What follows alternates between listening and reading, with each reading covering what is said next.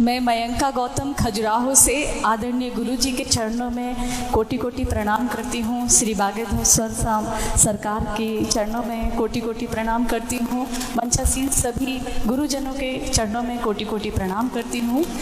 मैं एक छोटी सी समस्या को लेकर आपके पास आई हूँ कि जो स्त्रियां हैं वो श्री हनुमान जी सरकार की पूजा कर सकती हैं या नहीं कर सकती हैं। हनुमान जी की पूजा माताएं, हम पुरुष हैं या नहीं? सुनो, मठ में देवी देवता प्रतिष्ठित हैं आदि शंकराचार्य के चिन्मय कर कमलों से। मैं ब्राह्मण कुल का हूँ, फिर सन्यासी हूँ, फिर दंडी स्वामी हूँ, फिर शंकराचार्य हूँ। मैं पूजन करूँ तो कौन रोक देगा? लेकिन मैं पुजारी को ही पत्र पुष्प देता हूँ, उनके हाथों से चढ़वाता हूँ। तो माताएं करें, लेकिन अपने को अंजना मान करके या सीता मान करके हनुमान जी को लाला मान करके ठीक करें, परंतु स्पर्श नहीं करना चाहिए। और नहीं तो अपने को अंजना मान लो, लाला मान लो, किनको? हनुमान जी को। बढ़िया। अब मैं अर्जुन हनुमान जी के तीन पिता का नाम लेता हूँ। हनुमान जी के कितने पिता हैं? 3। शंकर सुवन है या नहीं? और वायुनंदन है या नहीं? अंजना नंदन तो बाद में केसरी नंदन है ना, के माता छोड़ दे।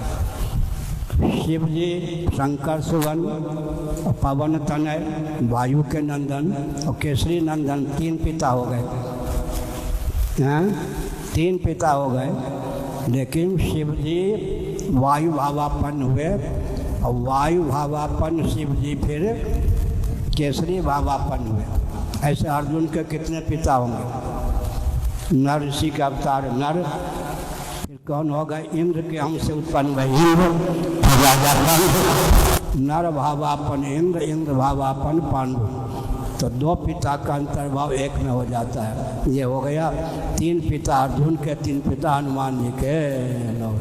कदाचित मेरी माँ जीवित हों और आ जाएं, मैं पहचान लूँ तो सर्वोच्च पद पर प्रतिष्ठित होने पर भी आसन से उठ के दंडवत करूँगा। यह माता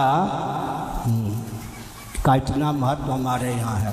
और आपको इतनी क्षमता प्राप्त है, चाहो तो जगत जननी को लाली बना सकती हो, जगदीश्वर को लाला बना सकती हो, और जगदीश्वर जगदीश्वरी लाला लाली बन के आ जाए और कुछ चपलता का परिचय दें तो कान भी पकड़ सकती हो। जगदीश्वर के कान पकड़ने का, जगदीश्वरी के कान पकड़ने का अधिकार माताओं के ऊपर है या नहीं? पिता का प्रभाव संतान पे पड़े या ना पड़े, माता का प्रभाव पड़े बिना नहीं रहता। कश्यप जी का प्रभाव नहीं पड़ा और अदिति का प्रभाव पड़ गया। लो।